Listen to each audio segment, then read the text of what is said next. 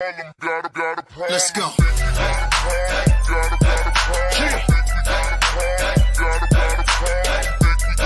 Get up. It's that club, baby.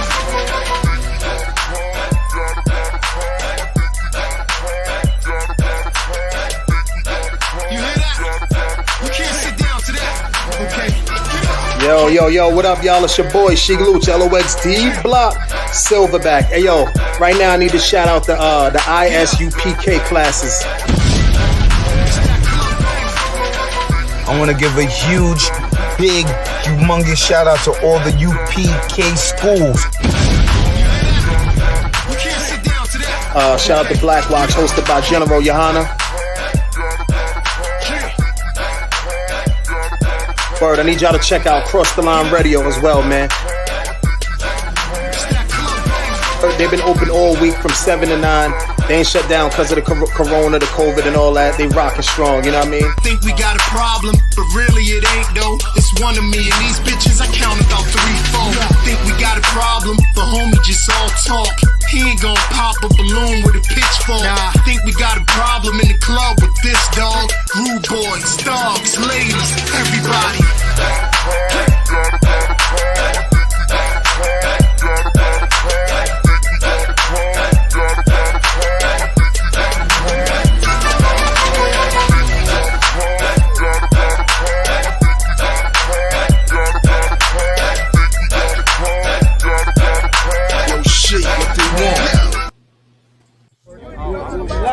Hey, I'm just following orders. Let me get one of those slow motion pictures, bro. One of the slow motion pictures. You gotta shoot at 60 frames per second. Come on,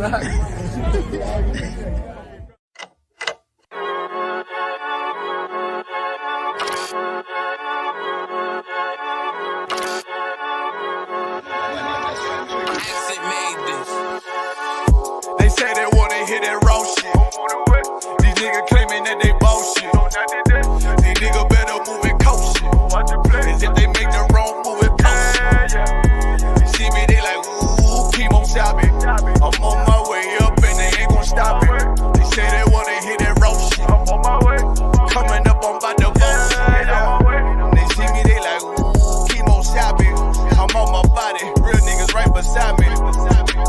Damn right, I brought my army, going up like a rocket, and can't nobody stop me. These niggas garbage, so watch your mouth, boy. Coming all black, slithering house, call me mouth, boy. I'm off the hip like a cowboy. I'm a king, you should bow, boy. Shorty like that, man, you cut up. Nothing I can handle. 144 in the booth, going Rambo.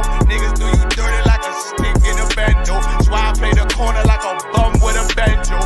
I'ma lead by example.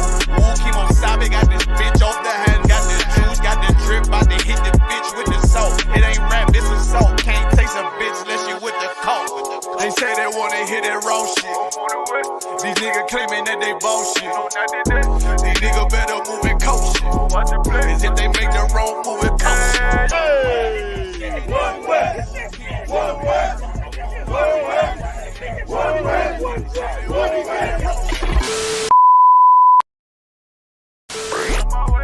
Coming up on my I do it how a veteran be. You better than me. I'm Reggie at the edge of the key. It's all money, no honey. Think you settling? See, you locked up, fuck up, and it's back to the streets. It's One West.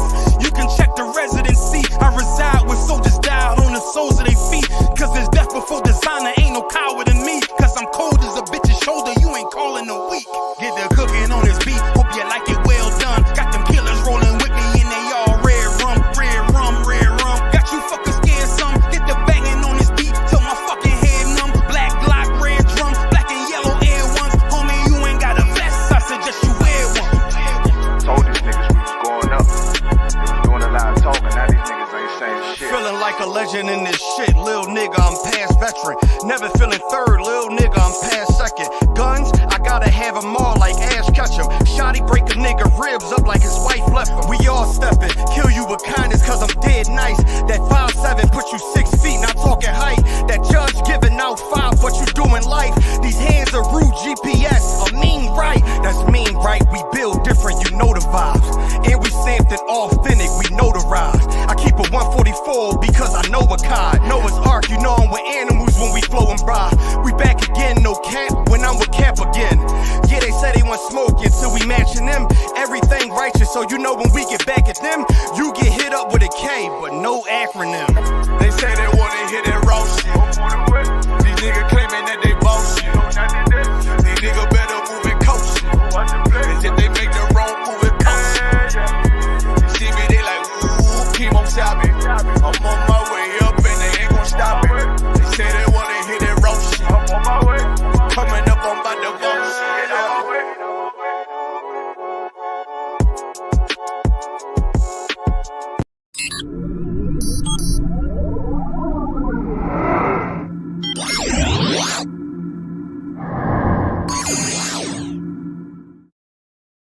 That's right. That's the ISUPK. That's the Israelite School of Universal Practical Knowledge out of Harlem, New York, Right.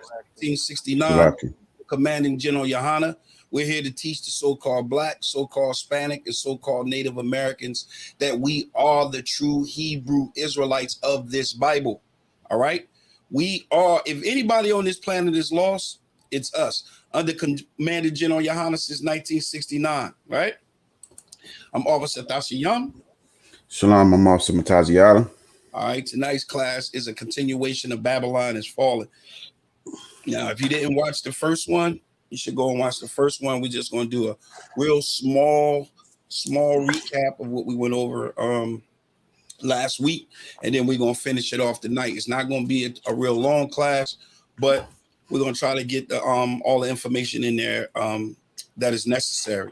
So I just want to give a real quick recap. All right, we're going to start at Revelation chapter 12 and verse 1. Book of Revelations, chapter 12, verse 1. Read. And there appeared a great wonder in heaven, a woman clothed with the sun, and the moon under her feet, and upon her head a crown of 12 stars. Now, we laid out last week exactly what those 12 stars represented. Those crowns, 12 stars on that crown represented the 12 tribes of Israel. All right.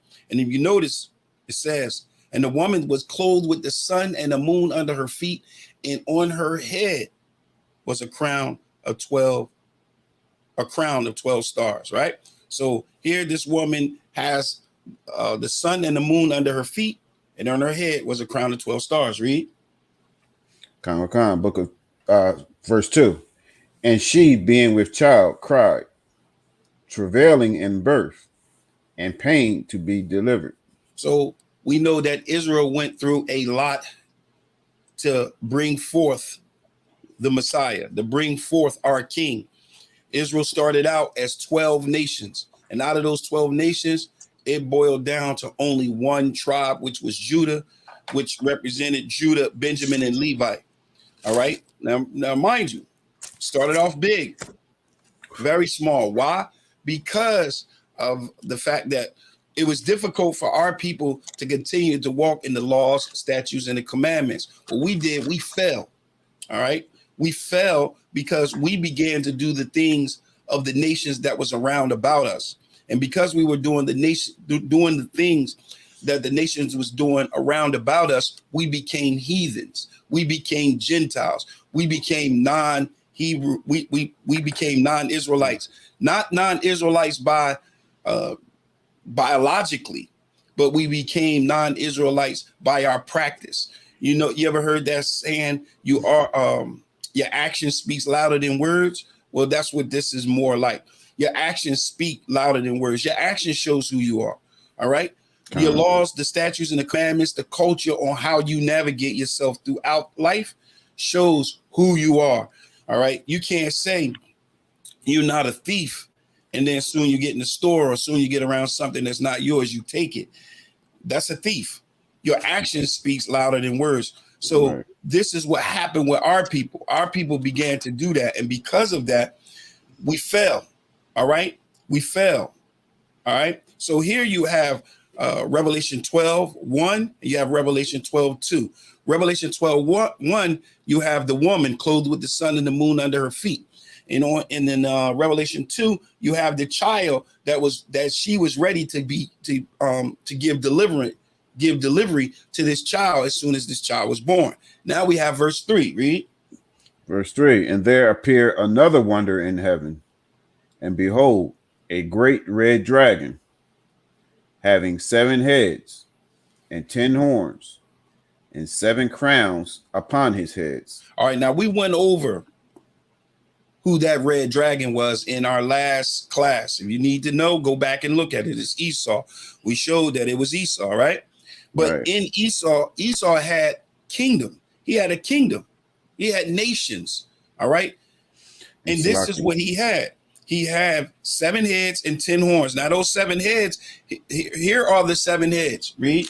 I mean, give them the 7 heads. And Salaki, if I may add on, also Captain Katazai did a good breakdown on it. If you go on to Cross the Line Radio and look up the Captain Katazai versus Unlearned Christian video, and he does a good breakdown on that 7 heads and 10 horns.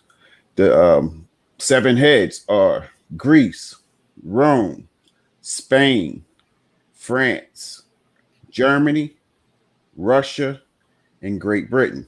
So those are the 7 heads, all right? And those 7 heads, guess what? Is in full control by who? Esau, right? Then you have the 10 horns. Give me the 10 horns. That's the EU, the 10 common markets, which are Belgium, France, Netherlands, Italy, West Germany, Spain, Ireland, United Kingdom, Portugal, and I got Norway and Greece. All right. All controlled and dictated by Esau. Now they are Esau, Slaki. Yeah, they are Esau. But the reason why I say controlled and dictated, because a lot of these nations, all nations actually began not as Esau, but Esau goes throughout the earth looking to see what he can devour, what he can take. All right. So this is what Esau does. So Esau go and take these places. Like for instance, England. He went and took England. You know what I'm saying? So he became them. So that's why I say that. All right. So here we have in Revelation chapter 12, you have the woman clothed with the sun and the moon under her feet. You have the child that was ready to be born. And then you have the great red dragon. So you have verse 1, verse 2, and verse 3, and they're all separated. But the woman, she's ready to be ready to give deliverance to this child. This is what we see in verse 4. Read. Revelation chapter 12, verse 4. And his tail drew the 3rd part of the stars of heaven, and did cast them to the earth. And the dragon stood before the woman which was ready to be delivered, for to devour her child as soon as it was born. Now we went over this in the last class. If you go and you look in Matthew chapter, what was that? Matthew 2 and 16, we actually see where King Herod was trying to kill the Messiah as soon as he was born by the information that was given to him by the wise men. You got that? I think it's Matthew 2. I get it.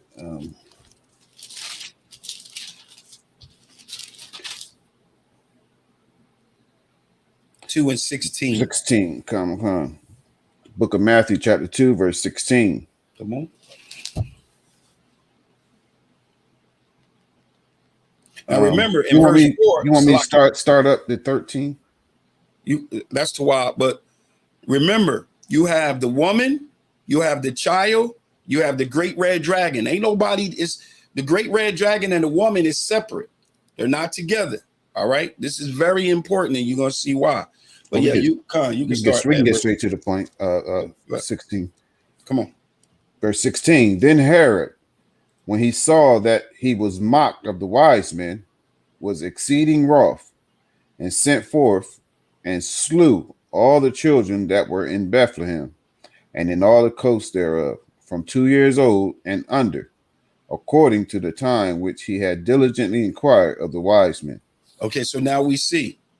All right. So we see that King Herod would be in his, which is Esau, he's a representative of the great red dragon.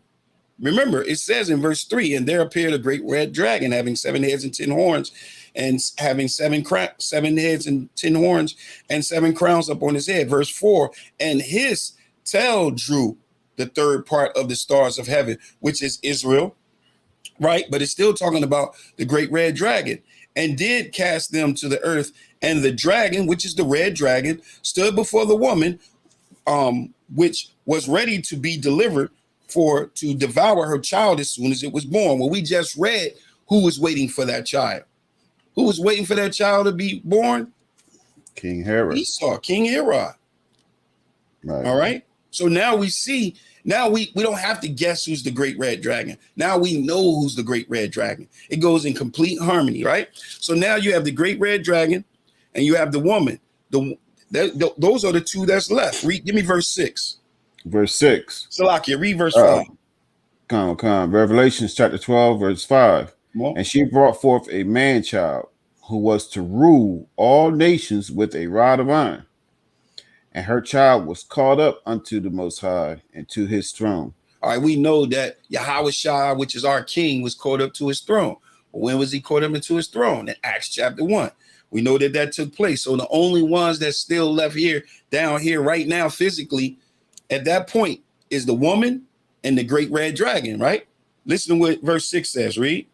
Verse 6. And the woman fled into the wilderness, where she hath a place prepared of God, that they should feed her there 1,260 days.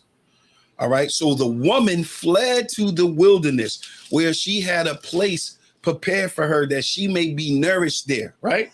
So now we see we got the woman, we got the dragon. The woman fled into the wilderness. Now I want you to go to chapter 17 of Revelation. I got a preset for that wilderness one too. The woman fleeing into the wilderness. But you want to pull that first? Yeah, I've got it right here. Matthew chapter 2, verse 13. And when they were departed, behold, the angel of the Lord appeared to Joseph in a dream, saying, Arise and take the young child and his mother and flee into Egypt, and be thou there until I bring thee word, for Herod will seek the young child to destroy him. And we see King Herod, the Most High had to send his angels to let Yahushua know, let Joseph know, let Mary know, let the family know that, hey, listen, flee into the wilderness, flee to Egypt, get away until he die, and then you can come back, because his ministry had to take place, right? So once again, you got Revelation chapter 12, you got the woman fled to the wilderness, where she had a place nourished for her, right? Now, let's look at Revelation chapter 17 and verse 1. Read. Book of Revelations chapter 17, verse 1. And there came one of the 7 angels, which had the 7 vials, and talked with me, saying unto me, Come hither, I will show unto thee the judgment of the great whore that sitteth upon many waters. He calls it the great whore that sitteth upon many waters, right? So let's see who the waters is. Give me verse 15. Verse 15. And he saith unto me, The waters which thou sawest, where the whore sitteth, are peoples and multitudes and nations and tongues.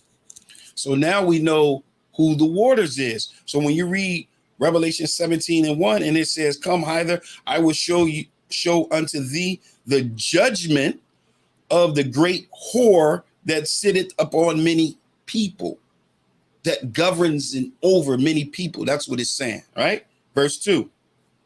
Verse 2. With whom the kings of the earth have committed fornication, and the inhabitants of the earth have been made drunk with the wine of her fornication. Come on. Verse 3. So he carried me away in the spirit into the wilderness. Stop. Revelation 12 and 6. And the woman fled into the wilderness. Revelation 17 and 3. So he carried me away in the spirit into the where? Into the wilderness. Remember, in Revelation chapter 12, the woman was clothed with the sun and the moon under her feet, and on her head was a crown of 12 stars. But by the time we get to Revelation 17, it says, read. Verse 3. You want me what you want me to read? Verse 3 again? So he carried me away in the spirit into the wilderness. Same place where the woman is at. Read. And I saw a woman sit upon a scarlet colored beast. Now the woman and the beast, now the woman is sitting on the beast. In Revelation chapter 12, the woman fled into the wilderness where she had a place prepared for her that she should be nourished for a time and a half a time, right? The great red dragon and the woman was separate. They wasn't together. It wasn't a marriage. It wasn't a group thing. But now by the time we get to Revelation 17, it says, read it again. So he carried me away in the spirit into the wilderness. And I saw a woman sit upon a scarlet colored beast, full of names of blasphemy, having 7 heads and 10 horns. Having 7 heads and 10 horns. Now that great red dragon having 7 heads and 10 horns, and that woman that was clothed with the sun and the moon under her feet, and on her head a crown of 12 stars, it's changed. Something has changed. And what we're going to do is we're going to examine Revelation chapter 13, and we're going to see what happened. What caused this woman that was clothed with the sun and the moon under her feet, and on her head was a crown of 12 stars? What happened to this woman? Why now this woman and the great red dragon, why now are they in harmony? Why are they in partnership? Why is the woman sitting on this beast, right? So now let's go to Revelation chapter 13. Okay. Book of Revelation. Salakia. We stopped at Revelation 11. That's what we stopped at. So we're going to give a quick verse 11. At verse 11, you saying? You mean? We stopped at verse 11 last week. All right. So that's what we're going to start at. Actually, we're going to start at verse 11, and I'm going to tell you why. We're going to start at verse 11, Salakia. We're going to start at verse 11 because 11 is from 11 to 18 is it's sort of like saying the same thing that is said between verses 1 through 10. It's kind of like saying the same thing. So what we'll do is we'll jump back and forth. All right. But I do want to bring one thing out. Let's start at Revelation chapter 13 and verse 1. Book of Revelations chapter 13, verse 1. And I stood upon the sand of the sea and saw a beast rise up out of the sea, having 7 heads and 10 horns, and upon his horns 10 crowns, and upon his heads the name of blasphemy. All right. So we went over this last week. We also went over verse 3. Read verse 3. Verse 3. And I saw one of his heads as it were wounded to death. We went over last week. One of his heads that was wounded to death. When his head was wounded to death, that was the fall of Rome. Why do we say that was the fall of Rome? Remember, we went to Daniel chapter 7, and we saw the rise of Rome in there, and we saw the rise of another, and we're going to see that other at this point right now. But when it says, and I saw one of his heads as it was wounded to death, once again, that was the beginning of the Dark Ages. The Dark Ages is something that everyone should find out about and do study on. All right, because the Dark Ages will really get to begin to mold you and get you to understand what took place and why we're saying that Esau is the devil that the Bible speaks of. You'll begin to see, because the Dark Ages is when they didn't have any history. I showed last week how they were chased into the caves. We showed last week how they were in the cliffs of the rock. All right. So I want you to hold that Revelation 12, and I want you to go to Malachi chapter 1. Show you what we're talking about.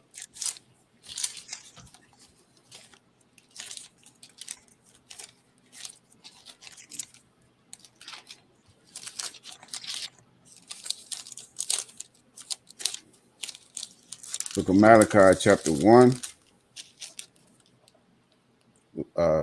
Straight to it, or you want to read verse 1? Start at verse 1. Verse 1. The burden of the word of the Lord to Israel by Malachi. I have loved you, saith the Lord. Yet ye say, wherein hast thou loved us? Was not Esau Jacob's brother, saith the Lord?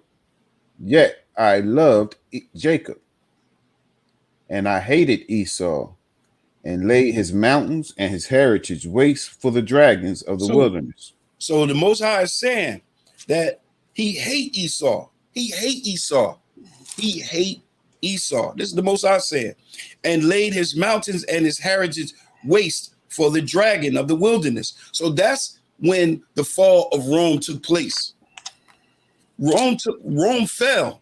Esau fell. His dominance on the planet fell, and it became a dark period for him. He had no history. That's why he called it the Dark Age. The Dark Age is when we rule. It's when you go and you study, you'll find out you had people like Constantine was black. Shakespeare was black. All of these people, King James was black. You start to find out that Esau came along during the after the Dark Ages, and he whitewashed everything. He came back and brought back his history. It's called the Renaissance era. If you look up the word Renaissance, it means rebirth, reborn. So when it says in Revelation 12, where it says, and I saw one of his heads as it was wounded to death, that was the beginning of the Dark Age. That was the time when Rome fell and they were not in rulership anymore. So this is why he says he laid his heritage and waste for the dragon of the wilderness. Salaki, this is verse 3. He says, and I hate Esau and laid his mountain and his heritage waste for the dragon. Now this is what Esau said. Read. Verse 4. Verse 4. Whereas Edom saith. This is what Esau said. This is the arrogance of Esau. Read. We are impoverished, but we will return and build the desolate places. This is when he says he will return and build the desolate places. This is the return of Rome. The return of Rome. Now we're gonna hold that. We're gonna flip back to Revelation 13:3. Right after the deadly wound to death. Read.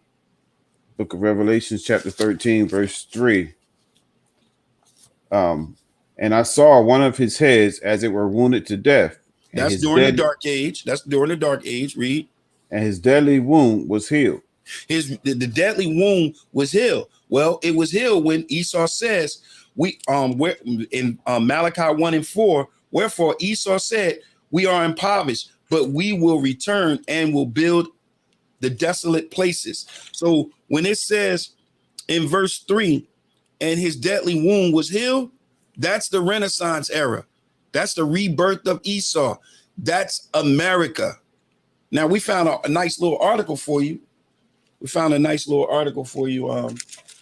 you read that article for me? Come.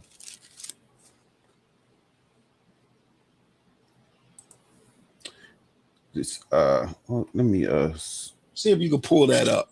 Yeah, let me share it. See if you can share it. But once again, like I was saying, so this is America. When you see where it says, and his deadly wound was healed, that was America. Now, America is just like Rome.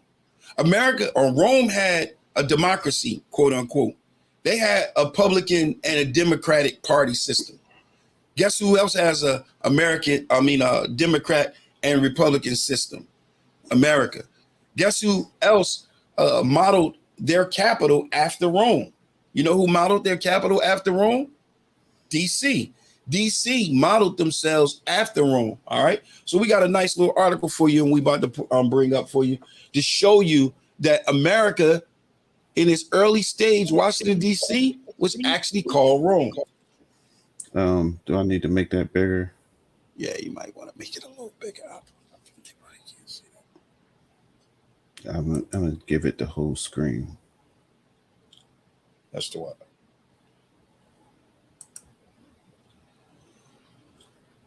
Yeah, you can see it now. Okay, come on. Let's get it. This article is called. It's from, let's see, posted on February 11th, 2014, in Lost History, the best of. It says Washington was originally named Rome, Maryland. One of the estates that made up the original city of Washington was called Rome. Have you heard about Rome, Maryland? Have you ever heard about Rome, Maryland? Look it up. There was a Rome, Maryland, right? Go ahead. Next Probably paragraph. not. Okay. This thing's skipping. Slocky. DC has an interested historical connection to the city of Rome.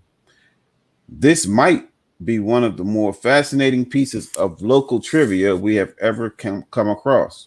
Come on. I gotta scroll. A long time ago, way before the city was in the thoughts of our founding fathers, back in the 17th century, there was a large estate in the area of about 400 acres. This farm occupied the land southeast of Georgetown, quote, then a part of Maryland, end quote. The man who owned the land was fond of Italy and decided to name the estate Rome in honor of the city. The small body of water bordering it to the south was originally called Goose Creek, but then took the new name, Tiber Creek, that is, after the Tiber in Rome. Come on. Of course, the story wouldn't be complete without mentioning that the landowner's name happened to be Francis Pope. Stop. According to I wanted an article, to really hold up. Wait a minute. I really wanted to get that out there right there. I really wanted to get that out right there where it says, of course, the story wouldn't be complete without mentioning the landowner's name happened to be Francis Pope. Go ahead. right. According to an article I came across in the Washington Post from October 7th, 1883, the land was laid out and acquired by Pope on June 5th, 1663. All right, so that's good. They get the picture. Let's get back to it. So when we say in the scriptures in this, it talks about his deadly wound was healed and all the world wandered after the beast. So everybody went after America. Everyone followed after America. If you didn't follow after America, you would get sanctioned, right? So everybody followed. Everybody followed after this new rise, this Renaissance era, this era of this Roman Empire being reborn and being brought back up, right? So now, just wanted to give a real recap of that verse 3. But we're going to shoot right down to verse 11 where we left off last week. And we're going to get right into it because verse 11 is going to repeat verse 3. It's going to give you a little bit more detail. It's going to give you each verse that we go through from this point on is actually going to give you a little bit more clarity, on the verses that we read before. Like, for instance, we just read verse 3. Now we're going to read verse 11. Read. Book of Revelations, chapter 13, verse 11. Come on. And I beheld another beast coming out of the earth, and he had two horns like a lamb, and he spake as a dragon. All right. So this is actually talking about that deadly wound being healed. It's giving you a little bit more clarity now. It's giving you a little bit more clarity when it says, and behold, another beast come out of the earth, and it had two horns. Well, why did it have two horns like a lamb? It had two horns like a lamb because it wanted to appear as righteous. It wanted to give you this appearance that this is what? This would be, verse 11 would be a representative of what? Of Christianity. This would be understanding on this is what the whole world, everybody followed behind America with the teaching on who the Messiah was, right? So when it talks about in verse 11, those two horns, they represented this guy. Hold on.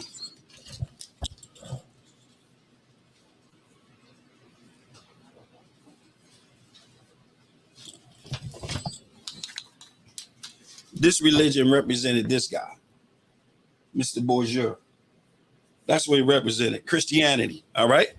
So this is why it says he appeared and had two horns like a lamb. But when he spoke as a dragon. So how did he speak as a dragon? He spoke as a dragon, like I said last week. When you say that God loves everybody, you're speaking as a dragon. When you say that God did away with some of his laws, you're speaking as a dragon. When you're saying anything that's contrary to these scriptures, you're speaking as a dragon. That's what you're doing. When your doctrine doesn't line up precept upon precept, you're speaking as a dragon. That's what Christianity is, the complete opposite. The complete opposite of the truth. Christianity is the complete opposite of the Bible. Now, someone asked me a while ago, they said, it was an Israelite, and it was a sister. She asked me, she said, well, what's the mystery with the name Christian? Let me explain something to you guys. And I said this before in another teaching. There was Christians before the birth of Yahushua. That name is not a good name. It's a target. What's the word I can use? The word I'm looking for. It's when the scripture says we'll be a byword, proverb, a byword. That's what Christianity is. That's what Christian is. The word Christian. Listen. The word Christian was used first in Antioch. All right. The reason why the word Christian was used first in Antioch is because they spoke Greek in Antioch. So because they spoke Greek in Antioch and they called us followers of the Messiah, this is how that name came. It wasn't because it was a religion. It was a doctrine. Today, now it's a religion. Now it's a doctrine. Being a Christian has a specific belief system. You have to believe that the Messiah was magically born. You have to believe that the Most High loves everybody and he's coming back to save people, that anybody, handpick anybody that just believe, any nation. That's what it's teaching now. But this is not what it meant in the early stages. In the early stages, when that word was used, it was used because it was Greek. They spoke Greek. So if they speak in Greek, Christos is what they're going to call us. They're going to call us a Greek name. Remember, the word Christian is a Greek name. That means it has a Greek origin. So if it has a Greek origin, go find out its origin, and then you can find out that that name was used before the Messiah. This is why we don't really want to have a relationship with the name like that. Right? So that was verse 11. You got something you want to add? No, sir. Good. All right. Verse 12. Verse 12. And he exercises all the power of the first beast before him, and causeth the earth and them which dwell therein to worship the first beast, whose deadly wound was healed. So notice what it said. And he exercised all the power of the first beast before him. So everything that the power of the first beast that had before him that we read, having the 7 heads and 10 horns and 10 crowns, exercised all of those powers, right? Right. But he caused the whole earth, everyone on the earth that dwelled, to worship the first beast. So everyone was worshiping the first beast. Well, we recognize who was the first beast. Who was the first beast? The first beast was Esau. The first beast was Esau. Remember, we read Revelation 12 and 5. No, 4, Salakia, where King Herod was ready to kill the child as soon as he was born. Well, who was King Herod? Esau.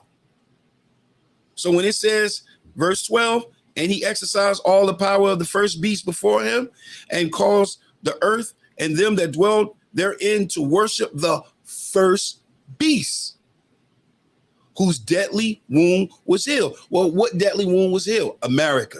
Remember, America is the deadly wound that was healed. America used to be called Little Rome. That was the birth of Rome being born back on this earth. Listen, when you go outside, when you go to the store and you look around, those are Romans. Those are Greeks. The people that came and conquered us and put us into this captivity, these are Romans. These are Greeks. This is the reason why they'll never make a motion picture, and the Messiah is really black, and the Israelites are really black, and the Romans is white. Because when you look at it, you're gonna be like, well, what is this? It's gonna look like over here. You're gonna see whites oppressing blacks. This is the reason why they don't do that. Because if you do it, you'll wake up. You'll say, wow, so they was doing the same thing? Yeah, the Romans was doing the same thing. The Romans have the same energy. The same energy that they had in 70 AD when they came and they ran us out of our homeland and put us into slavery. They got that same mentality, that same spirit. It hasn't changed. And the whole earth wandered behind and worship this first beast, worship America. Think about it. Everybody is behind America. And those that are not behind America, on the side is behind America. And if you're supposed to be behind America, and now you cross America, boom, they'll put sanctions on you. They'll put the pressure on you. And if they put the pressure on you, you know what happens when they put the pressure on you. Esau is the devil that the Bible speaks of. Yeah, very right. Clear. Verse 13, let's get it. Verse 13, and he doeth great wonders, so that he maketh fire come down from heaven on the earth in the sight of men. So how is he going to do that? How is Esau going to do it? How is Lucifer going to cause the earth to shake? Remember, we read that last week. It says, is this the man that called? Go to that real quick. Isaiah chapter 14. Mm-hmm. That Isaiah 14 and that's verse 16. But Salakia, let's give context. Read verse 12. Book of Isaiah chapter 14 verse 12. How art thou fallen from heaven, O Lucifer, son of the morning? How art thou cut down to the ground, which did weaken the nations? Did do what? Which did weaken the nations. Verse 16. They that see thee shall narrowly look upon thee and consider thee, saying, is this the man that made the earth to tremble, that did shake kingdoms? All right, so let's go back. So it's saying in verse 13 of Revelation 13 and 13, it says, and he doeth great wonders, so that he make fire come down from heaven. How would Esau make fire come down from heaven? How would Esau make fire come down from heaven? It says, fire come down from heaven on the earth in the sight of men. Everybody gonna see it. How did he do that? Let me tell you how he did it. When he dropped that bomb, when he dropped that atom bomb, when he dropped that atomic bomb, boom, the whole world knew. They said, hey, yo, I'm getting behind them. This bull crazy. I'm getting behind America. These bulls got a bomb. They got a nuclear bomb over there. Oh, yeah. there will be a nuclear bomb. There will be fire. He will cause fire to come down from heaven when he comes with that nuclear bomb. And we're going to give some scriptures on it. Give me Isaiah 54:16. Salaki, you also see it like when they broadcast their different wars. When you seen it when they went over to Iraq and Afghanistan, how they bombed from the sky with their planes and stuff, and did shake the nations and brought fire down from the heavens. That's what they from the do. sky. And we're going to show you. We're going to show you a nuclear weapon, a nuclear bomb right in the Bible. Right So in like these you call for what? Give me I said Isaiah 54 and 54. 16. Okay. Book of Isaiah, chapter 54, verse 16. Come on. Behold, I have created the smith that bloweth the coals in the fire. He did what? That bloweth the coals in the fire. Like that Smith and Wesson. He controlled, it says he created the smith that blow the coals in the fire. Read. And that bringeth forth an instrument for his work. The instrument just for his work. Here's his work. Read. And I have created the waster to destroy. A waster. The waster to destroy. That waster to destroy is nuclear technology. That is the nuclear war. That is the atom bomb. That's what that waster is.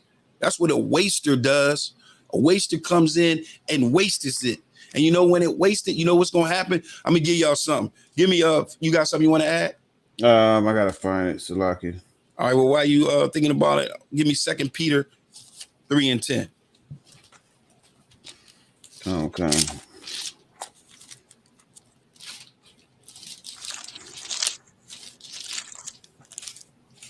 Book of 2 Peter, chapter 3, verse 10. Come on. But the day of the Lord will come as a thief in the night. Like a thief in the night. Read. In the which the heavens shall pass away with a great noise. Go ahead. And the elements shall melt with fervent heat. Shall melt with fire. That's what that nuclear weapon gonna bring. Go ahead. The earth also and the works that are therein shall be burnt up. It's gonna be what? Shall be burnt up. It's gonna be burnt up. Now, just a sidebar, just to let you know what's going on. So, because somebody will say, well, when that happened, well, what's gonna happen to us? What's gonna happen to us? Go to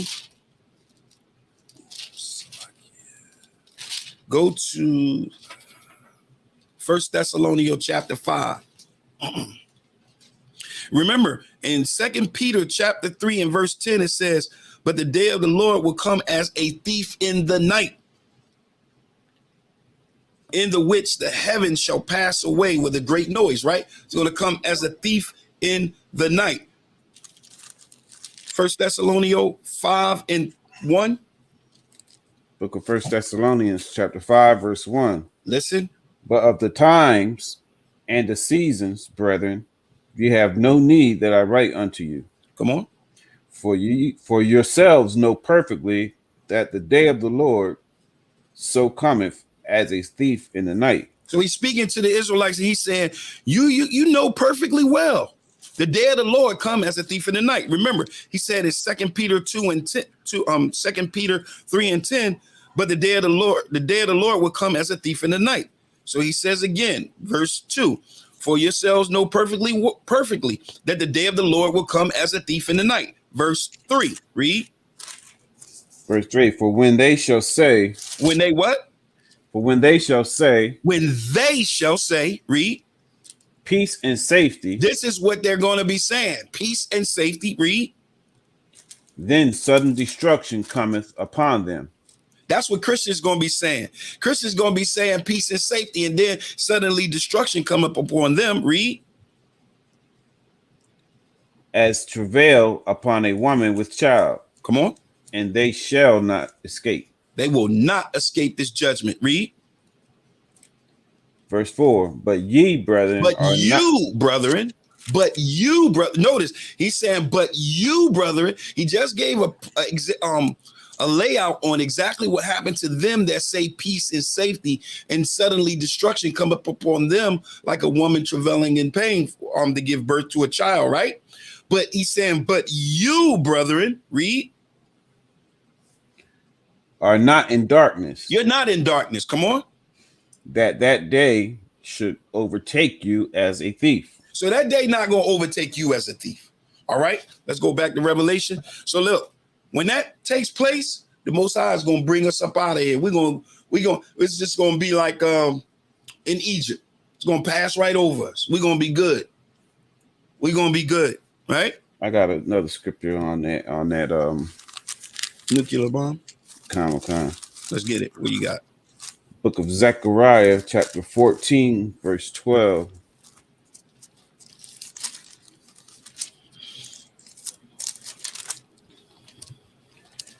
And it reads, and this shall be the plague wherewith the Lord shall smite all the people that have fought against Jerusalem. Their flesh shall consume away while they stand upon their feet. Their flesh shall do what? Their flesh shall consume away while they stand upon their feet. Come on. And their eyes shall consume away in their holes, and their tongue shall consume away in their mouth. This is going to happen. Nuclear warfare. Any more on that? Not on that verse. Nuclear war. This will happen. But don't worry, it would not overtake you as a thief. Okay. All right. Let's go back. Revelation 13 and verse 14. Revelation chapter 13, verse 14. And deceiveth them that dwell on the earth by the means of those miracles which he had power to do in the sight of the beast, saying to them that dwell on the earth that they should make an image to the beast, which had the wound by a sword and did live. All right, so here we go now. We talking about this beast. You got that the image? So here it's saying that because of the power of America, because of the power of this beast, right? And the sight, everything that he did, saying to them that dwelt on the earth, we should make an image. Well, who made an image? Who made? Didn't we just say America? Christianity, verse 11. Christianity. He had two horns like a lamb, right? Mm-hmm. Now guess what he about to do? Now he gonna make an image. He gonna make an image. Come on. This is in the Apocrypha, the Book of Wisdom of Solomon, chapter 14. What verse you at? Verse 15. Starting with verse 15. God, good. That's the wild. For a father. Understand something. Hold on, Salakia. Hold on a second. I want you guys to understand something. That image that y'all see, that they created, that's a real image of a real person. Right. That's a real person. His father's name was, remember we just read that article, his father's name was Pope Alexander. What was it, Pope Alexander the Sixth? We just read about was it France Pope in America before it was called America, who owned 400 acres, how it was called Little Rome. Now you got that rebirth, that America being reborn, these Romans and these Greeks. Guess what? Now they about to make an image. They about to make an image with that power. With all of that power, they're going to bring life to this very image. All right. And we about to read about the creation of that image. This is the reason why they took the Apocryphas out. They took the Apocrypha out because it got things like this in it. Come on. And his father's name was Pope Alexander the Sixth. He was correct. Pope Alexander the Sixth. Now look, you got all these Italians. You got all these Romans. Mm-hmm. These are all Romans. Romans and Greeks. Read. The Book of Wisdom of Solomon, chapter 14, verse 15. Come on. For a father afflicted with untimely mourning when he hath made an image of his child, soon taken away. So look, notice what it's saying. It's saying here that a father was afflicted. The father was afflicted by an untimely death of his son, right? So what did he do? He made an image of the child, right? Read. Now honored him as a god. Now do what? Now honored him as a god. Now honor him as a god. Does that sound familiar? Christianity. Which was then a dead man. Which was what? Which was then a dead man. He's a dead man. Read. And delivered to those that were under him ceremonies and sacrifices. Ceremonies and sacrifices. Let me explain something to you why that's so important. See, people think when you talk to people and they say, well, you know what? I don't believe in the white Jesus no more. You do, because the white Jesus came with ceremonies and sacrifices. Right. It came with Christmas. It came with birthdays. It came with all of these rituals. It came with all of this stuff. It came with laws. It came with traditions. You got to get rid of all of that. You have to get rid of everything that you was taught from Christianity. Because just because you get rid of the image, you still got the instructions that came with it. Guess what he says? Oh, God loves everybody. That's not in the Bible. That's not in the scriptures. He loved heathens. That's not in the scriptures. You got to get rid of all of that. You got to get rid of everything that was taught to you by this guy, because that's being born again. All right, read it again. For a father afflicted with untimely mourning, when he hath made an image of his child soon taken away, now honored him as a god. Come on. Which was then a dead man, and delivered to those that were under him ceremonies and sacrifices. Come on. Verse 16. Thus, in process of time, an ungodly custom grown strong was kept as a law. Was what? Was kept as a law. Oh, now it's laws involved. First, it was ceremonies and sacrifices. Now the things that came along with Christianity became law. I'm going to give you one. You ain't going to like it. Multiple wives. Right. That became law. You can only have one. That became law. Why? To slow down the process of Israel growing. Mm-hmm. Slow down that process. Bring that down a little bit. We don't need that. So what we going to teach through Christianity, those laws, those sacrifices, those ceremonies, they have become law. Read that again. This is in the Apocrypha. This is, listen, before they took this, before the transatlantic slave trade, this was in the Bible.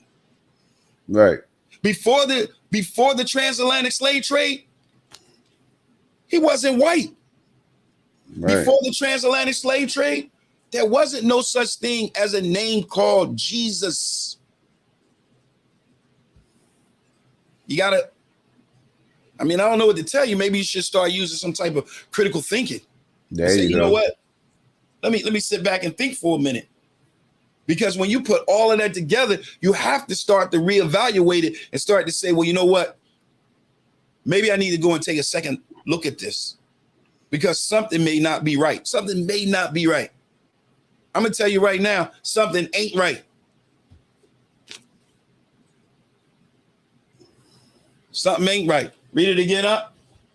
Verse 16. Thus, book of first, this is Wisdom of Solomon, chapter 14, verse 16, in the Apocrypha. Thus, in process of time, an ungodly custom grown strong was kept as a law, and graven images were worshipped by the commandments of kings. By the commandments of kings. All right. You got any more on that? I mean, we could go just a few more. It's pretty good. So go down to verse. Go down to verse 20. I can read on down to verse 20. Verse 17, whom men could not honor in presence because they dwelt far off. They took the counterfeit of his visage from far, meaning So they took it far. Go ahead. What you about to say? It says they took the counterfeit of his visage, meaning his image, Image. from far, and made an express image of a king whom they honored, to the end that by this their forwardness they might flatter him that was absent as if he were present. All right, verse Go down 18. to verse 20. Go down to verse 20. Skip down to verse 20. And so the multitude, allured by the grace of the work, took him now for a god. Took him now for what? For a god. Took him now for a god. If you ask right now, is this guy right here called Jesus Christ, is he God? Christians will say, yeah, he God. Yes, he's God. And then you ask him, well, who was Christ praying to before he went to the cross? He was praying to the Father. Well, is he the Father? Is he God or what? Which one is? Well, he was. You can't understand. You have to let me seduce you a little bit. And what I mean by seducing me, just telling me something that makes sense to them. They try to seduce me and get me to understand and cooperate what they're getting ready to say. So he became a God. Go ahead. Which a little before was but honored as a man. Before that, he was just a man. Now he's a God. Read. Verse 21. And this was an occasion to deceive the world. What? Read it again. And this was an occasion to deceive the world. It's to deceive the world. Remember, we read in Revelation that the whole world wandered behind the beast. Right. The whole world was with the beast. The beast came with his own ceremonies, his own sacrifices, and his own law. Listen, even if you just believe it, let's just say, you know what, I just believe what they saying far as what I've been taught growing up. But you believe in the Bible. Which one? You got to weigh one of it. You can't serve both masters. You can only serve one. And if you follow this Bible, you have to accept what we're saying to be true. And anything and everything that you've been taught through Christianity, you got to throw it away.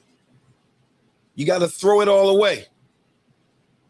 Because this right here is really showing you that this beast that had this deadly wound and now it healed.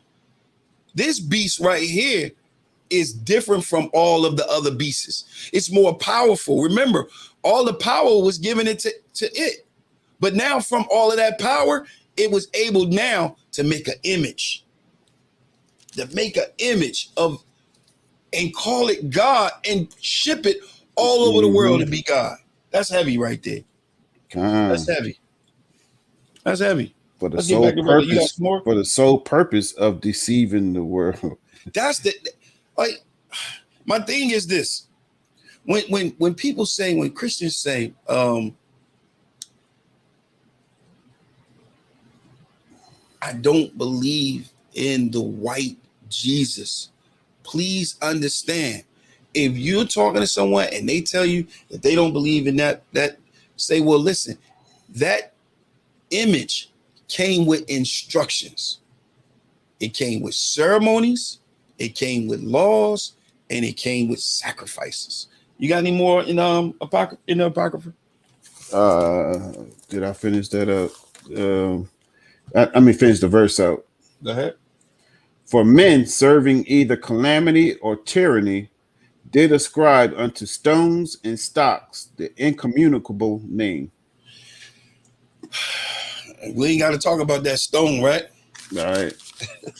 Or the stock. Islam. Well, the stock is that wood, which is and that wood, right? This image. What's that? Revelation? Deuteronomy 28 and 64. That's where that come from. If y'all want to pull that about the stone and the rock, the wood and the stone.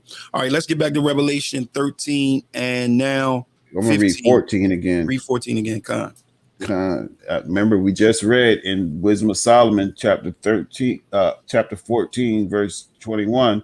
It says, "And this was an occasion to deceive the world." Right. So back in Revelation, chapter 13, verse 14, it says, "And deceiveth them that dwell on the earth by means of those miracles which he had power to do in the sight of the beast, saying to them that dwell on the earth that they should make an image to the beast, which had the wound by a sword and did live." Verse 15, "And he had power to give life unto the image of the beast, that the image of the beast should both speak and cause that as many as would not worship the image of the beast should be killed." Listen. Now, people would say, okay, two things I'm gonna explore. Number one, it caused the beast to speak. How do the beast speak? The beast speak through his picture, through motion picture. Remember, motion picture is a picture that just moves. So now he brought life to it. You see it every Christmas. They pull him out. Oh, isn't Easter getting ready to come up soon? Oh, he definitely gonna pop out. Oh, he gonna pop out. Oh, yeah, he gonna go to the cross, all that. He gonna do all that. You're gonna see him talking and coming alive and speaking. So when it says the image of the beast should both speak and cause that as many as would not worship the image of the beast should be killed. Well, how did they not? Who was killed for not worshiping the image of the beast? All right. We got something called the 1492 paper bull. Did I send you that? Nah. Pull that up. I can pull it up. Yeah, pull that up. The 14. Let me tell y'all something about the 1492 paper bull. I've been talking about it for quite a bit now. Let me tell y'all something about that. That 1492 paper bill was a law that Pope Alexander VI, the one that actually came up with his son, he created a law and gave Spain permission to colonize the Caribbeans. All right, to colonize the Americans, the Caribbeans, like the Dominican, Puerto Rico. He gave them permission to colonize that. And get it in the paperwork of the law. It states that if you're not a Christian, and you do not believe in Catholicism, which believe in the cross, and you do not believe in Christianity, we can take your land and we can kill you and enslave you. This is why it says, and cause that as many as would not worship the image of the beast should be killed. So if you would not accept Christianity, if you not accept the image of the beast, you would be killed. You found it? Con, I found something on it. I'm trying to get one that's more concise. This is a little bit too long-winded. That's the wild. All right. Well, I can read some of this. You must understand, Salakia. Let me just say this to the people. Listen, Akiums and Akwathiums, listen. You must understand there was a law that was put in place. Everything that they do, they try to bring a structure behind it as if it's right by making it a law.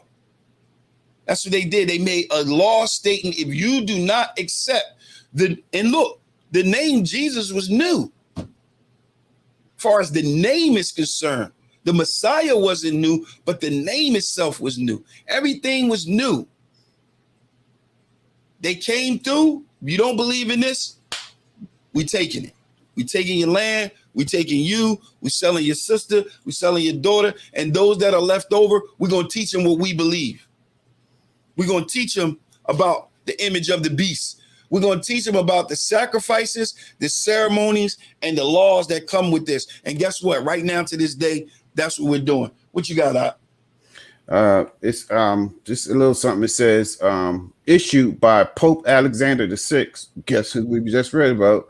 He's the one that commissioned that painting of Caesar Borgia.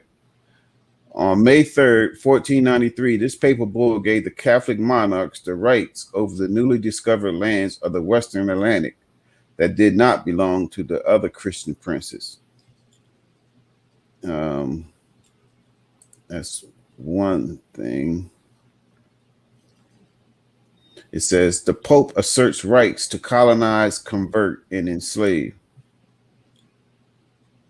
All right. So look, It says, look, look. If you could put it in the post, that'd be good. All right. Look, Aquath and Aquiums, understand. This is what it is. They always do laws. They always do laws. So I'm gonna tell you, it's called the 1492 paper bull. Is it 1492 or 1493? It's 1493. 1493 paper bull. Please look at that, because that was the paperwork that they used to colonize these Americans. What you got? Just real quick. It says AD 1493, the Pope asserts rights to colonize, convert, and enslave. It says Pope Alexander VI issues a papal bull or decree inter caetera, in which he authorizes Spain and Portugal to colonize the Americas and its native peoples as subjects. The decree asserts the rights of Spain and Portugal to colonize, convert, and enslave. It also justifies the enslavements of Africans. All right. So now you see it. This was a bill. This was a law. All right. Be down or lay down. All right. So in Revelation 13 and 15, it reads. So like, you said you wanted me to share that real quick? Con, if you can share that in it, because everybody need to really read that. Everybody need to take a look at that and understand on exactly what took place. Real soon, we're going to be doing a class on the migration patterns that took place in Africa and how we winded up on west coast of Africa. We're going to take a look at some information to show exactly what happened right before the transatlantic slave trade. All right. And also another thing that it goes by is the Crusades, where they force Christianity on people by the sword. Be down or lay down. Yeah. Be down or lay down. This is the 1493 paper bull right here. All right. Is there any way we can put the copy and paste that and put it in the chat? Oh, okay. I'll try that. So once again, what we're talking about is Revelation 13 and 15. It says, and he had power to give life unto the image. Well, what's the image? We read what the image was, right? Power to the image. Salakia. Verse 15, and he had power to give life unto the image of the beast, that the image of the beast should both speak and cause that as many as would not worship the image of the beast should be killed. So we gave you the paper bull, and we gave you the Renaissance era, which and also talked about the what did you bring about? The Crusades. Crusade. Yeah, you can't forget about the crusade. All right, so let's get to verse 16. Verse 16, and he causes all, both small and great, rich and poor, free and bond, to receive a mark in their right hand or in their foreheads. We got to do a show on things that Christians say about the mark of the beast. All right. But I'm just going to jump right to it. The mark of the beast. What is the mark of the beast? Just think about it. Just think about it. All right. First, we're going to show you that it's not a physical mark. Like, ain't nobody coming around putting no stamp on it. It's not. And how are we going to see that? We're actually going to see, we're going to go to the book of Ezekiel, chapter 8, and we're going to look at the judgment that came up on Jerusalem, right? When the judgment came up on Jerusalem, the Most High caused a mark to be put up on the people. Let's see if it was physical or spiritual. All right.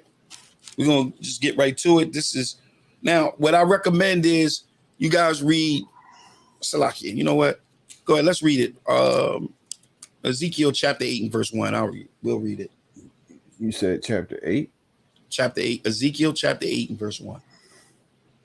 Book of Ezekiel, chapter 8, verse 1. And it came to pass in the 6th year, in the 6th month, in the 5th day of the month, as I sat in mine house, and the elders of Judah sat before me, that the hand of the Lord God fell there upon me. Then I beheld, and lo, a likeness as the appearance of fire, from the appearance of his loins even downward, fire, and from his loins even upward, as the appearance of brightness, as the color of amber. All right, go down to verse 5.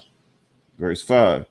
Then he said unto me, Son of man, lift up thine eyes now, the way toward the north.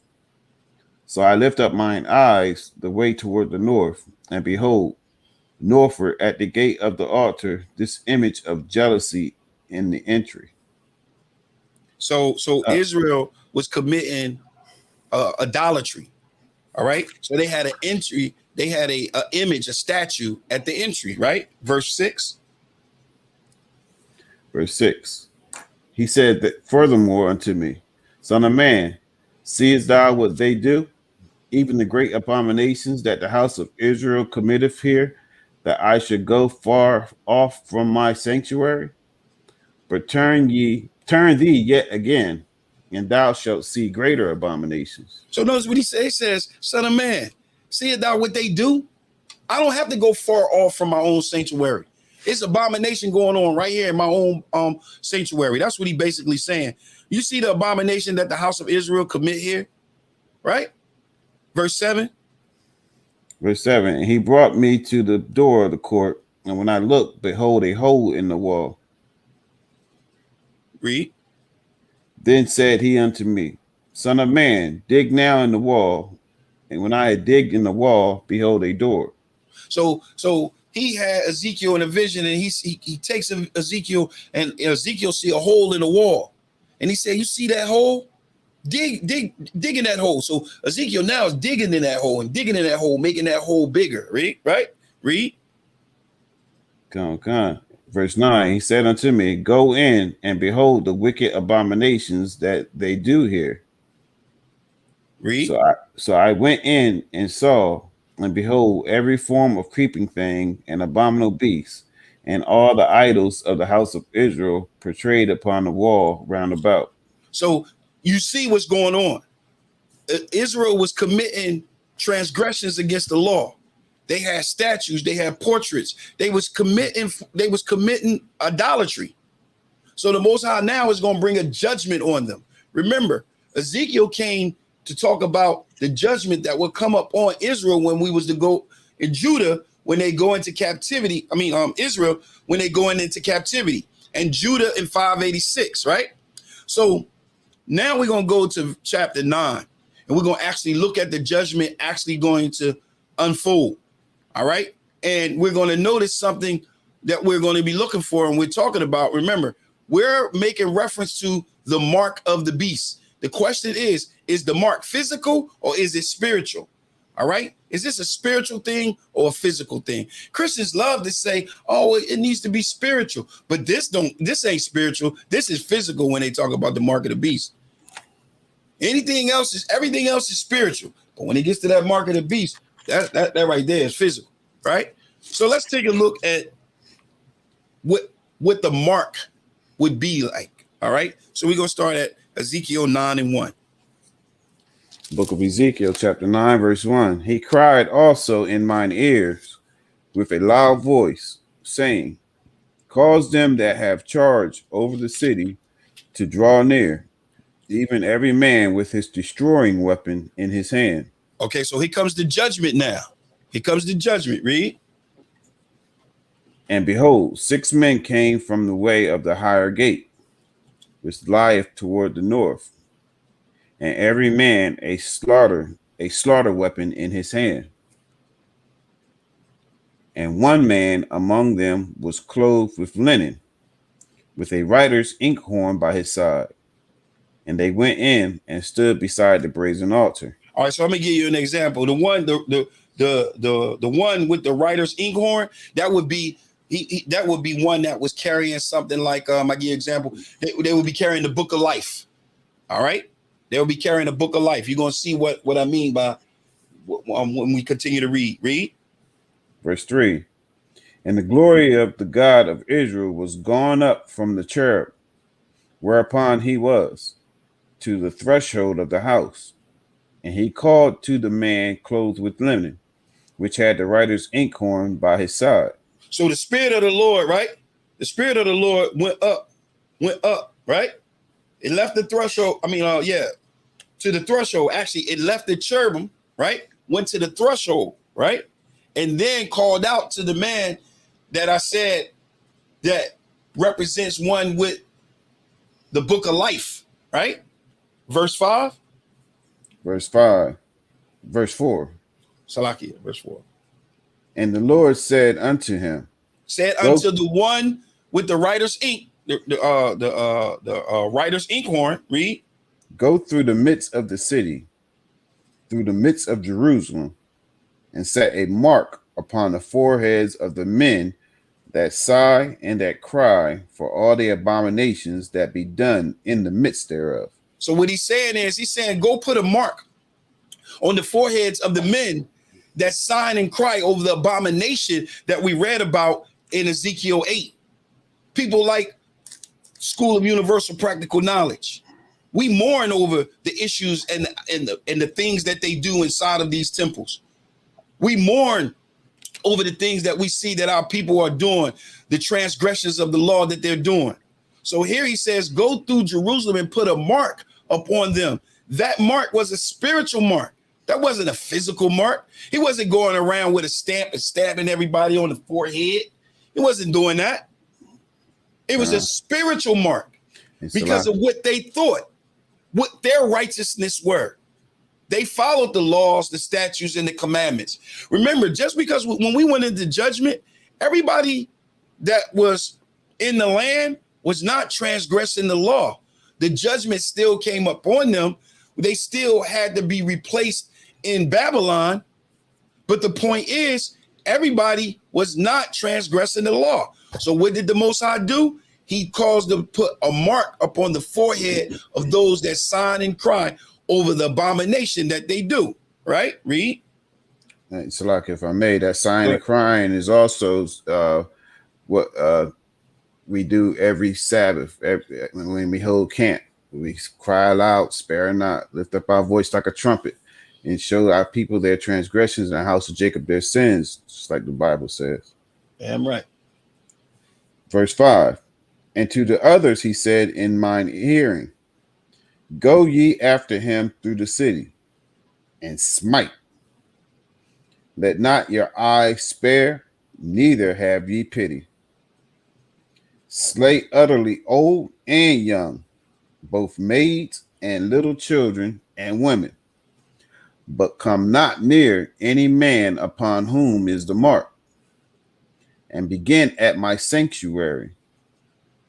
Then they began at the ancient men which were before the house. All right. So we see here when we went into judgment, come on. Why nobody running around putting no stamping nobody in the head? When it talks about your right hand, putting a mark on your right hand is talking about your power, your authority, the things that you do. Christians love to say that, but now they don't want to apply that part here. When it says in Revelation chapter 13 and verse 16, and he calls all both small and great, both rich and poor, free and bond, to receive a mark in their right hand or in their forehead, it's talking about their works and their thoughts. What their works is, and it's talking about their righteousness. Now, we're going to make it real tight, get right to it. Go to Deuteronomy chapter 6, verse 5 through 8. To show you that it's talking about what you thinking. It's talking about what you think.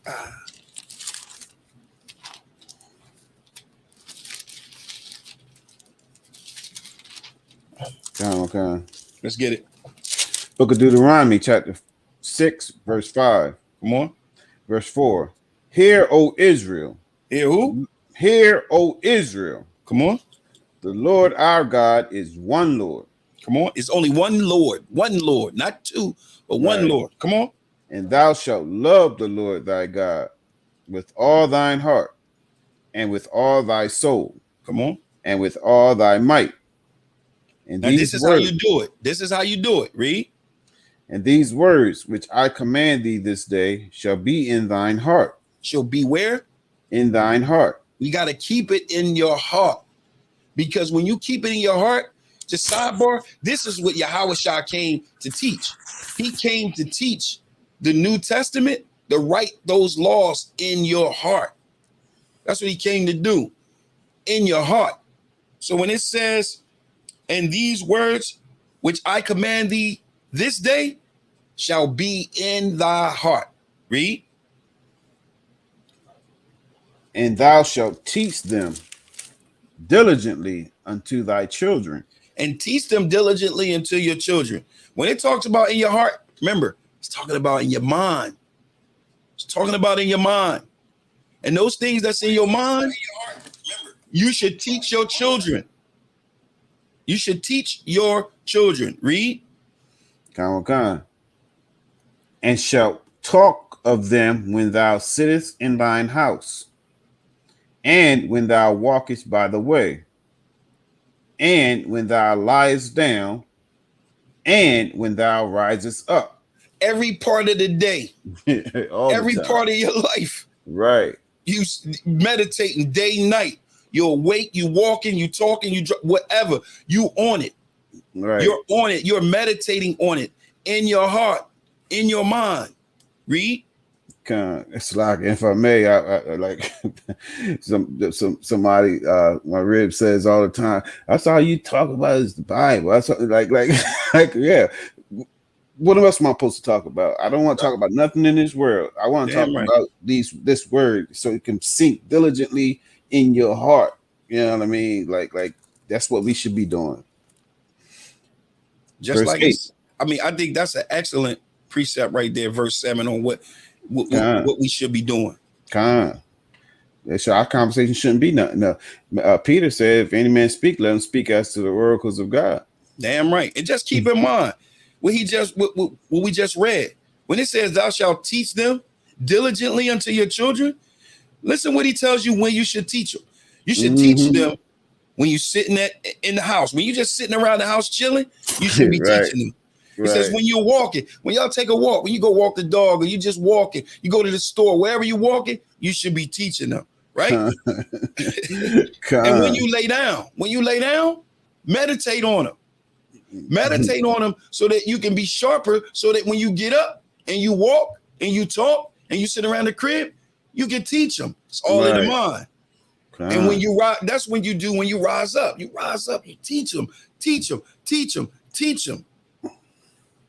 Verse 8.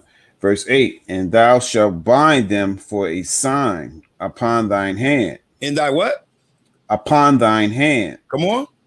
And they shall be as frontlets between thine eyes. They should be like frontlets between, like they just right here, forehead. What you think? What that's talking about was what they used to do was they used to have these boxes and they used to put them on. I forget what it's another name for them, and they used to have scriptures in them.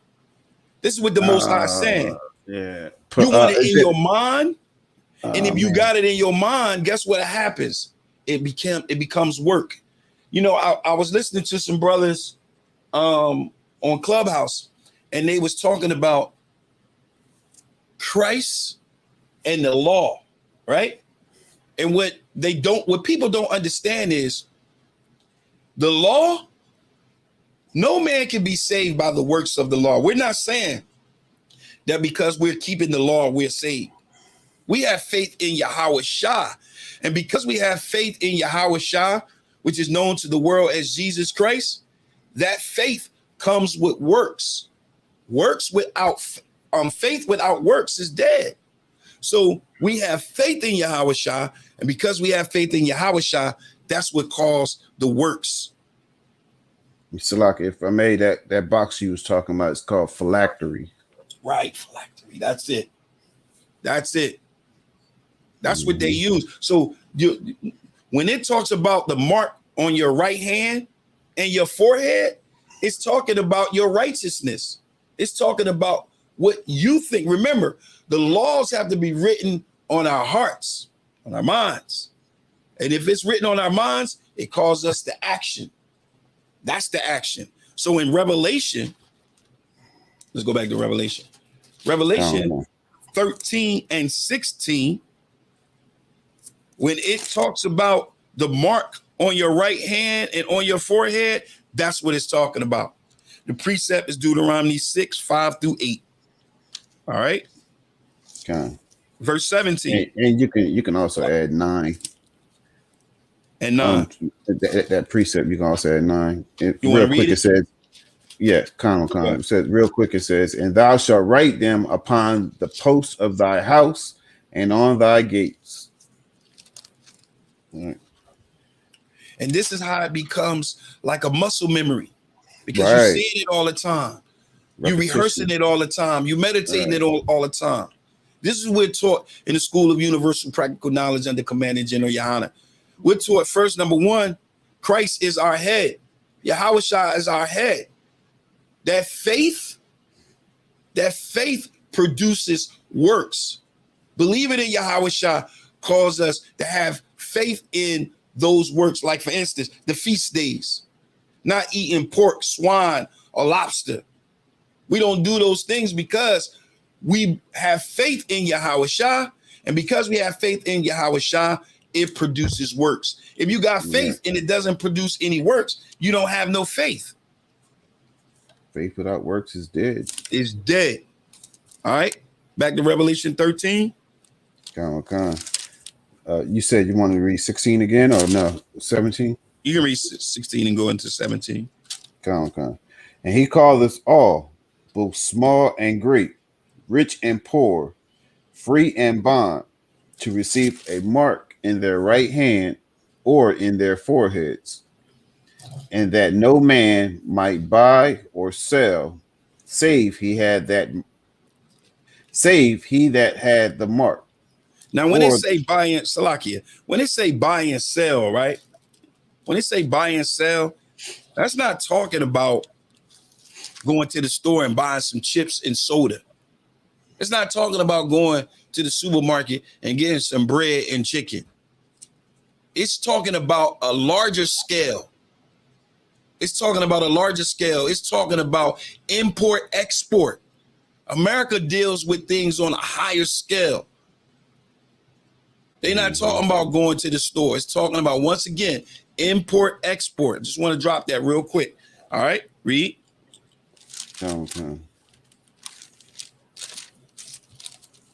Salakia. Hold on. Let's go to, from there, let's go to Revelation 17 now.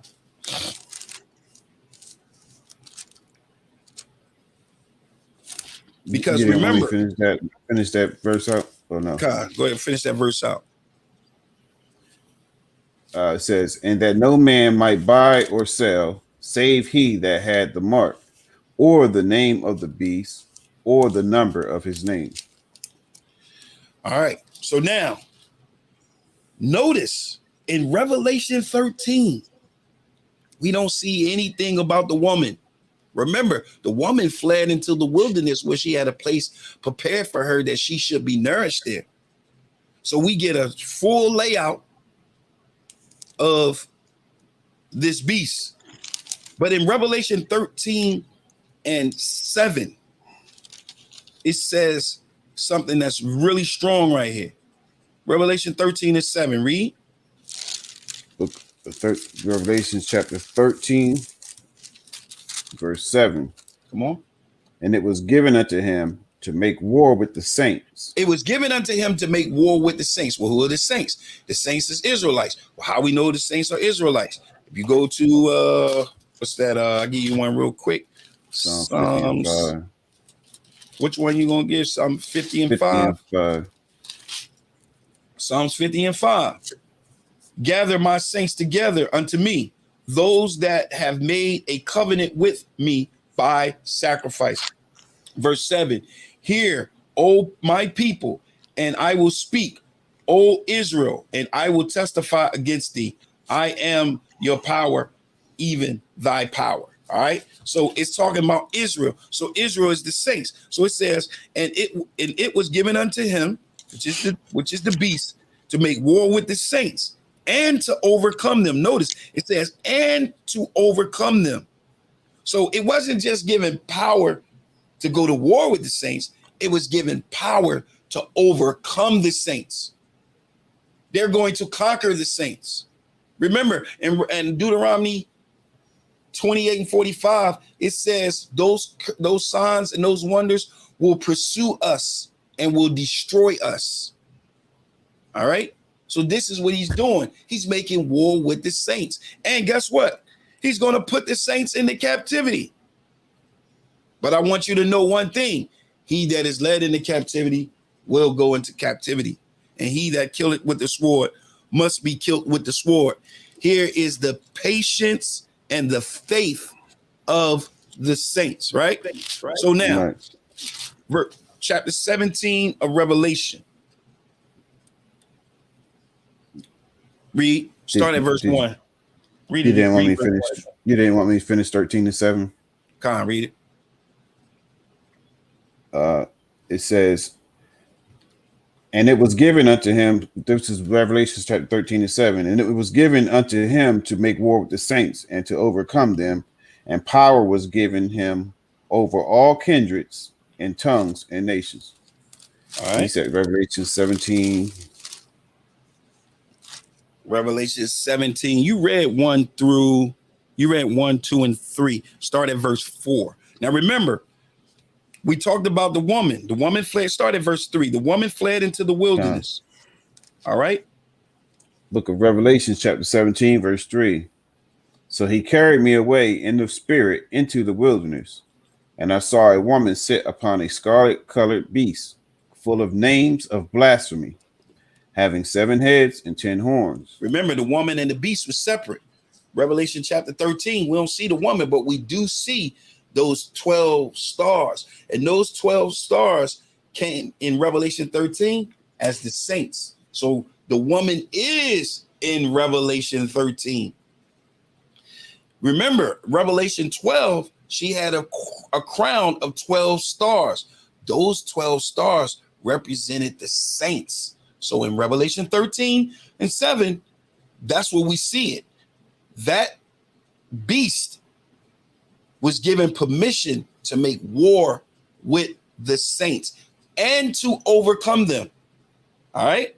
Keep that in mind. All right, read.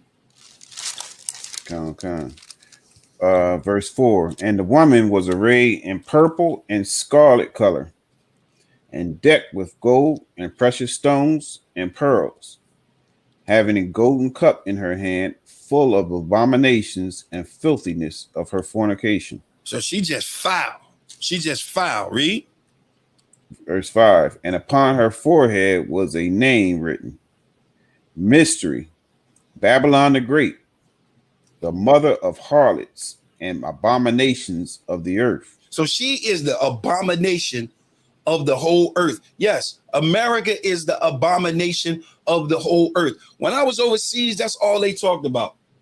When I was overseas, that's all they talked about was how they did not want the America's culture to come over here and infiltrate their culture, because their women was listening. But once America's culture comes, they ain't gonna be listening. Their kids was listening and going to school. Once American culture comes, won't be none of that. They kids, they have a boy or a girl. They grow up and want to be a man or a woman. Not in America. You have a boy or a girl. The boy want to be a girl and the girl want to be a boy. So America is an abomination of the earth. They are the ones that's leading the pack of deception. They are the ones that's leading the pack of teaching our people how to transgress and how to stay from the law. Right. America is the place where this doctrine come that if you keep in the law, you're a sinner. And this is ridiculous. Some of the stuff they say. Blasphemy. It's blasphemy. It's blasphemy. Verse Yeah. 6. And I saw the woman drunken with the blood of the saints. So she was drunk with the blood of the saints. She was killing, it's killing so many of us. She drunk with it. So many Christmas, so many Easters, so many lobsters and crabs, so many breaking God's law. And then when you tell them about God's law, then you in the wrong. When you tell them, thus said the Lord, you're wrong. Right? So he's drunk. She's drunk with the blood of the saints. Read. And with the blood of the martyrs of Yahushua. And when I saw her, I wondered with great admiration. Come on. And the angel said unto me, wherefore didst thou marvel? I will tell thee the mystery of the woman and of the beast that carrieth her, which hath the 7 heads and 10 horns. And the 7 heads and the 10 horns. Now, verse 8 on down, that'll take us, that's another 2 hours.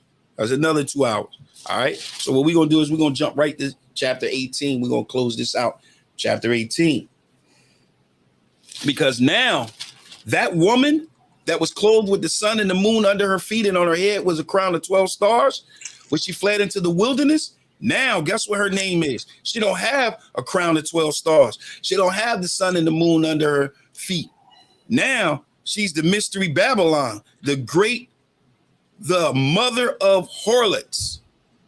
Now she's the mother of harlots, and she's the abomination of the earth. And she's drunk with the blood of the saints. She's just having a good old time with the blood of the saints. What you got, Op? I got Baruch chapter 4, verse 1. Come on. This is the book of the commandments of God and the law that endures forever. For how long? Forever. Come on. All they that keep it shall come to life. Shall do what? Shall come to life. Come on. But such as leave it shall die. This is how she's blood drunk from the blood of the saints. Of the saints. Come on. Just drunk. Just drippy drunk. We're not keeping the commandments of God and the faith of and the testimony of Yahushua Mashiach. Right. Our people not doing that. They just say, oh, we just have faith, and now we can keep it moving. Now we can keep it moving. So now the woman has become Babylon. Her and Babylon, listen, check this out. By the woman and the beast coming together as one, they have created the mystery Babylon the Great. This is it. Right here where we're at in America. Babylon. This is Babylon. So now when we read Revelation chapter 18 and verse 1, we read. And after these things, I saw another angel come down from heaven, having great power, and the earth was lightened with his glory. Come on.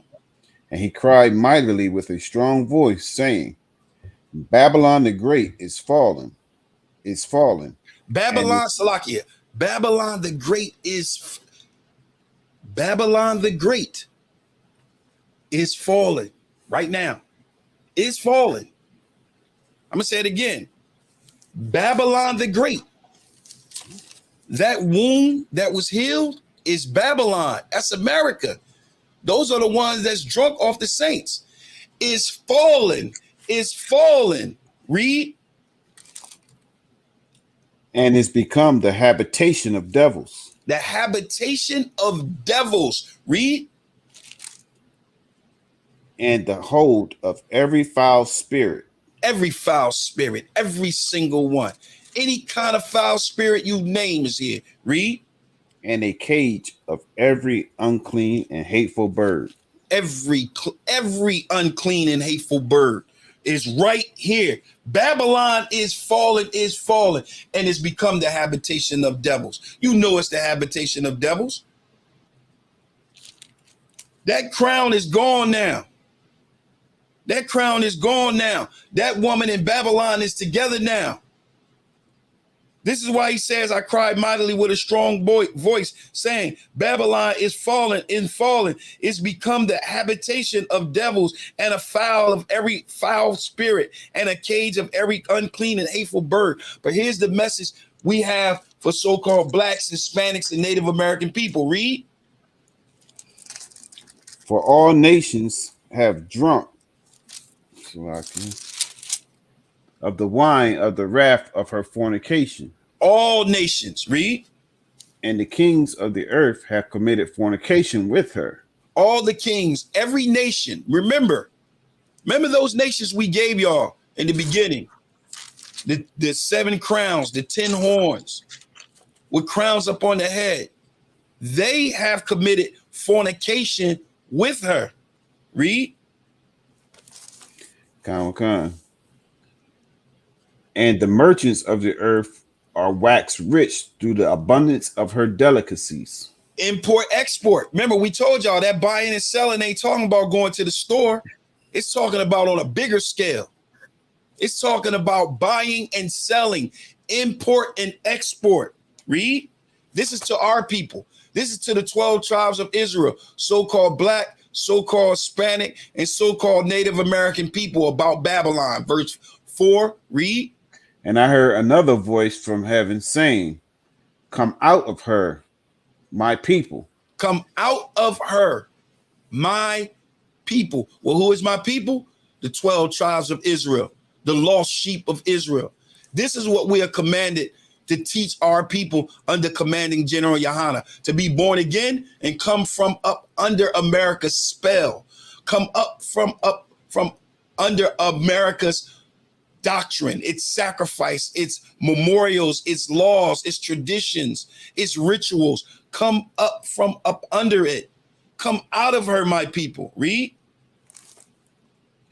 That ye be not partakers of her sins. Notice it says, don't even be a partaker. Don't partake in it. You running around talking about, no, I'm not with it, but I'm gonna do this. Like, oh, well, I'm not gonna celebrate Christmas, but I'm gonna give gifts. I'm not gonna celebrate Valentine's Day, but I'm gonna give gifts. You're partaking. I'm gonna go to the birthday party, but I'm not gonna sing happy birthday. You're partaking. So he says, do not be a partaker of her sins. Read. And that ye receive not of her plagues. Come on. For her sins have reached unto heaven, and God hath remembered her iniquities. Oh, it's coming. Judgment is coming.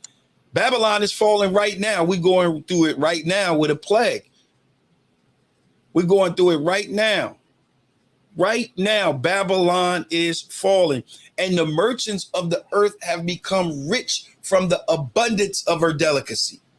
Well, one of those delicacies was, remember, I told you, buying and selling on a large scale, right? So I want you to read verse 9. I'll show you something. And the kings of the earth who have committed fornication and lived deliciously with her shall bewail her and lament for her when they shall see the smoke of her burning, standing afar off from the fear of her torment, saying, alas, alas, that great city Babylon, that mighty city, for in 1 hour is thy judgment come. Come on. And the merchants of the earth shall weep and mourn over her, for no man buyeth their merchandise anymore. Remember, buying and selling. Remember, I said buying and selling is import, export, right? And it says, for no man buyeth their merchants anymore. So you're not going to be able to buy from her anymore because she's going to fall. She's going to burn. She's going to be destroyed. But I want you to look at some of the items that they were buying and selling. They were trading import, export. I want one in particular item that stands out to show you that this is talking about America. Read verse 12. The merchandise of gold and silver and precious stones and of pearls and fine linen and purple and silk and scarlet and all fine wood and all manner vessels of ivory and all manner vessels of most precious wood and of brass and iron and marble and cinnamon and odors and ointments and frankincense and wine and oil and fine flour and wheat and beasts and sheep and horses and chariots and slaves And what? and slaves And what? and slaves And slaves. They bought and traded slaves. This is showing you that this is America. We are Black, Hispanics, Native American people. We are those slaves, read. and souls of men. And the souls of men. And the souls of men. Those souls of men is being destroyed by the doctrine, by those ceremonies, those laws, those sacrifices that came with the beast. All right. You got anything you want to add up? Nah, it's gonna be little. I had something on the but we good. We too up. I'm good. Con. All right. So once again, what we just showed was in Revelation chapter 12, the woman clothed with the sun and the moon under her feet, and on her head was a crown of 12 stars. That woman, war was made against that woman, and that war that was made against that woman caused that woman to sit and become one with that beast. And becoming one with that beast, she became drunk from the blood of the saints. And now she has a name, Babylon. And Babylon the Great is falling at this moment. So this is what we need you to do. If whatever city you at, you need to go and you need to find ISUPK. That's Israelite School of Universal Practical Knowledge. Here in Wilmington at 1232 North King Street, we have classes. All right. You need to get on down there, get to the classes. You can look us up online, give us a call. If you need transportation, the teacher will arrange it for you. All right. But everyone at this moment right now can see what's going on. Babylon the Great is falling. It's falling. All right. And it is the habitation of devils and every unclean and hateful bird. And the Most High is saying, come out of her, my people. Do not be partakers of her sins. And saying that, Shalom, Israel. I'm going to turn the class over to priest and Officer Mataziyala. Good class. ISUPK security announcements. Rules for new brothers and sisters. When a new brother or sister comes into the school, they are off limits for 6 months. They are to be saluted only. They are here to learn and shed themselves of the world. If they need transportation, the teacher will arrange it. After 6 months, if a brother or sister has an interest in a particular person, they are to seek counsel from the heads. Tithes, which is a commandment. Numbers 18:21, Malachi 3:8-10. Means tenth in Hebrew, ma'ashara. 10% of every penny of any increase the Lord gives you. Priest fund is a free will offering for the priests. It's not mandatory. It's whatever amount you like to donate. Upcoming holy convocations, we have Feast of Purim, which is February 14th and 15th. So come on out and let's remember how a great sister in this truth in our nation, the Most High used her to deliver the nation of Israel, to deliver us from this filthy Edomite. All right. And if anyone wants to be a trooper in the school, start wearing all black boots, shirt, pants, headband, and scarf. And with that being said, we're gonna give a courtesy salute to the brethren. Shalom, Yahweh Hashem, Yahweh Shah, and we give a courtesy salute to the sisters. Shalom, Yahweh Shemar, Hashem, Yahweh Shah. Shalom, Israel. Shalom, Israel.